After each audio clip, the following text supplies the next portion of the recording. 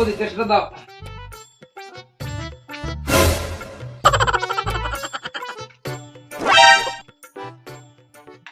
হ্যাঁ বৌদি, তোমার লাইট ঠিক হয়ে গেছে, দেখো দাও, আমাকে টাকা দিয়ে দাও। কি হলো সেটি দেখার আগে এক পাশে যদি টাকার বস্তা আর অন্য পাশে যদি তোমার দুঃখিনী মাকে রাখা হয় তাহলে তুমি কোনটি বেছে নিবে? তুমি যদি আমার মতো মাকে বেছে নাও তাহলে ভিডিওটিতে একটি লাইক করে চ্যানেলটি সাবস্ক্রাইব করে দাও, আর তুমি যদি টাকাকে বেছে নাও তাহলে কিছুই করার দরকার নেই। দাঁড়াও, নিয়ে আসছি। আচ্ছা আচ্ছা ঠিক আছে। এই নাও। এ কি বৌদি, আমি টাকা চাইছি, সাবান নিয়ে আমি কি করব?